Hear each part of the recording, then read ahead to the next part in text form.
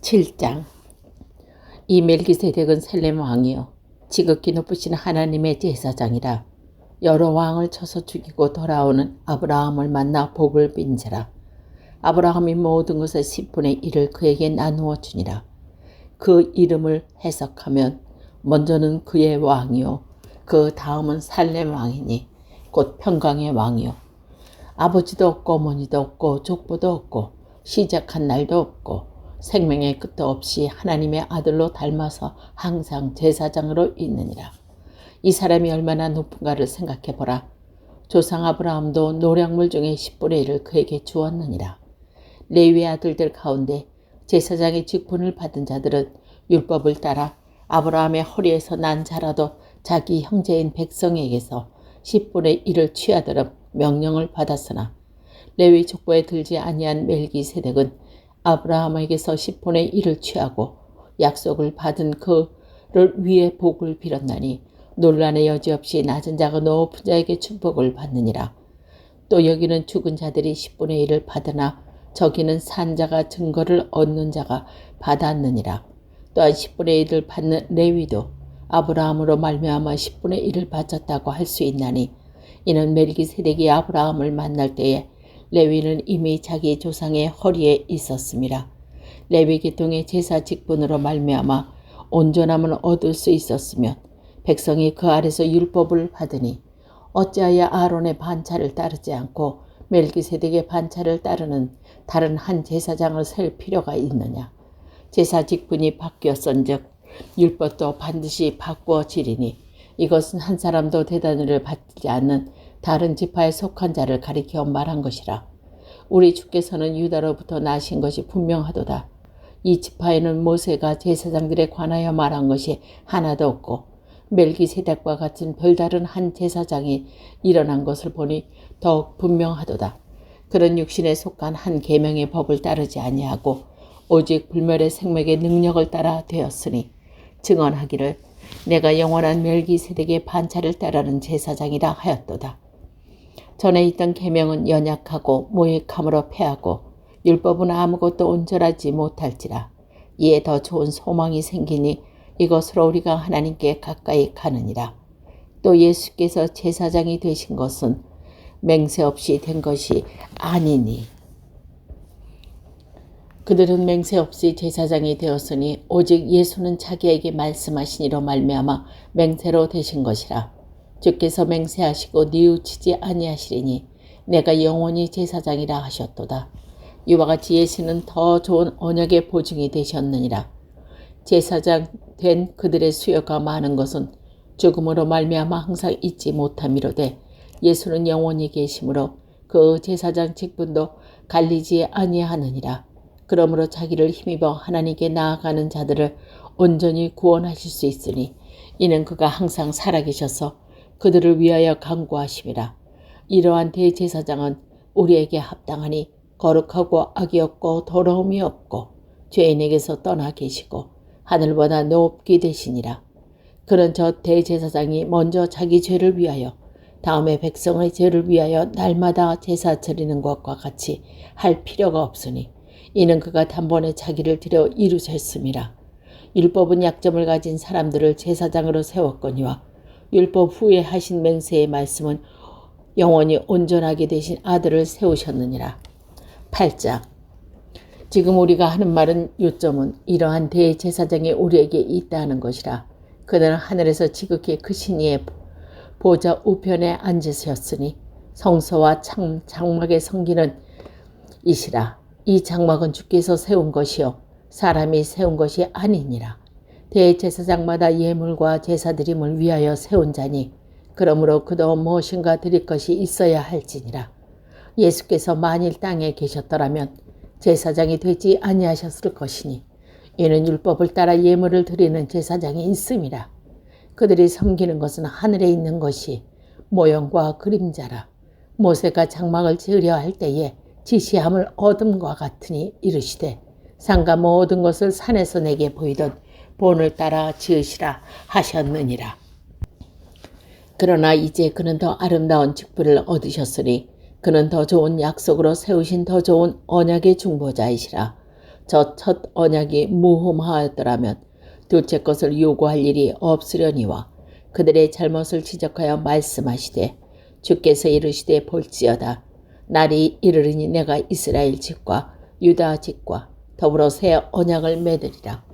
또 주께서 이르시기를 이 언약은 내가 그들의 열조를 손에 잡고 애굽 땅에서 인도하여 내던 날에 그들과 맺은 언약과 같지 아니하도다. 그들은 내 언약 안에 머물러 있지 아니하므로 내가 그들을 돌보지 아니하였노라. 또 주께서 이르시되 그날 후에 내가 이스라엘 집과 맺은 언약은 이것이니 내 법을 그들의 생각에 두고 그들의 마음에 이것을 기록하리라. 나는 그들에게 하나님이 되고 그들은 내게 백성이 되리라. 또 각각 자기 나라 사람과 각각 자기 형제를 가리켜 이르기를 주를 알라 하지 아니한 것은 그들이 작은 자로부터 큰 자까지 다 나를 알미라. 내가 그들의 불의를 긍휼히 여기고 그들의 죄를 다시 기억하지 아니하리라 하셨느니라. 새 언약을 말씀하셨음에 첫 것은 낡아지게 한 것이니 낡아지고 쇠하는 것은 없어져 가는 것이라. 9장. 첫 언약에는 섬기는 예법과 세상에 속한 성소가 있더라. 예비한 첫 장막이 있고 그 안에 등잔대와 상과 진설병이 있으니 이는 성소라 일컫고 또 둘째 휘장 뒤에는 장막을 지키는 성소라 일컫나니 금 향료로 사면은 금으로 싼 언약궤가 있고 그 안에 만나를 담은 금 항아리와 아론의 쌍난 지팡이와 언약의 돌판들이 있고 그 위에 속죄제를 덮는 영광의 그룹들이 있으니 이것들에 관하여는 이제 낱낱이 말할 수 없노라. 이 모든 것을 이같이 예비하였으니 제사장들이 항상 첫 장막에 들어가 섬기는 예식을 행하고 오직 둘째 장막은 대제사장이 홀로 1년에 한 번 들어가되 자기와 백성의 허물을 위하여 드리는 피업치는 아니하나니 성령이 이로써 보이는 것은 첫 장막에 서 있을 동안에는 성소에 들어가는 길이 아직 나타나지 아니한 것이라. 이 장막은 현재까지의 비우니 이에 따라 드리는 예물과 제사는 섬기는 자를 그 양심상 온전하게 할 수 없나니 이런 것은 먹고 마시는 것과 여러 가지 씻는 것과 함께 육체의 예법일 뿐이며 개혁할 때까지 맡겨둔 것이니라. 그리스도께서는 장차 좋은 일을 대제사장들과 오사 손으로 짓지 아니한 것 곧 이 창조에 속하지 아니한 더 크고 온전한 장막으로 말미암아 염소와 송아지의 피로 하지 아니하고 오직 자기의 피로 영원한 속죄를 이루사 단번에 성소에 들어가셨느니라. 염소와 황소의 피와 및 암송아지의 죄를 뿌리는 자에게 뿌려 그 육체를 정결하게 하여 거룩하게 하거든 하물며 영원하신 성령으로 말미암아 흠없는 자기를 하나님께 드린 그리스도의 피를 어찌 너희 양심의 죽은 행실에서 깨끗하게 하고 살아계시는 하나님을 섬기게 하지 못하겠느냐. 이로 말미암아 그는 새 언약의 중보자시니 이는 첫 언약 때에 범한 죄에서 속량하려고 죽으사 부르심을 입은 자로 하여금 영원한 기업의 약속을 얻게 하려 하심이라. 유언은 유언한 자가 죽어야 되나니 유언은 그 사람이 죽은 후에야 유언한즉 유언한 자가 살아있는 동안에는 효력이 없느니라. 그러므로 첫 언약도 피 없이 세운 것이 아니니 모세가 율법대로 모든 계명을 온 백성에게 말한 후에 송아지와 염소의 피 및 물과 붉은 양털과 우슬초를 취하여 그 두루마리와 온 백성에게 뿌리며 이르되 이는 하나님이 너희에게 명하신 언약의 피라 하고 또한 이와 같이 피를 장막에 섬기는 일에 쓰는 모든 그릇에 뿌렸느니라. 율법을 따라 거의 모든 물건이 피로써 정결하게 되나니 피 흘림이 없는 즉 사함이 없느니라. 그러므로 하늘에 있는 모든 것들이 모형은 이런 것으로서 정결하게 할 필요가 있었으나 하늘에 있는 그것들은 이런 것들보다 더 좋은 제물로 할지니라. 그리스도께서는 참것의 그림자인 손으로 만든 성소에 들어가지 아니하시고 바로 그 하늘에 들어가사 이제 우리를 위하여 하나님 앞에 나타나시고 대제사장이 해마다 다른 것의 피로써 성소에 들어가는 것 같이 자주 자기를 드리려고 아니하실지니 그리하면 그가 세상에 창조한 대부부터 자주 고난을 받아야 할 것이로되 이제 자기를 단번에 제물로 드려 죄 없이 하시려고 세상 끝에 나타나셨느니라. 한 번 죽는 것은 사람에게 정한 것이요 그 후에는 심판이 있으리니 이와 같이 그리스도도 많은 사람의 죄를 담당하시려고 단번에 들으신 바 되셨고 구원에 이르게 하시기를 위하여 죄와 상관없이 자기를 바라는 자에게 두 번째 나타나시리라. 10장. 율법은 장차 올 좋은 일의 그림자일 뿐이요 참 형상이 아니므로 해마다 늘 드리는 것 같은 제사로 나아오는 자들은 언제나 온전하게 할 수 없느니라. 그렇지 아니하면 섬기는 자들이 단번에 정결하게 되어 다시 죄를 깨닫는 일이 없으리니 어찌 제사 드리는 일을 그치지 아니하였으리요.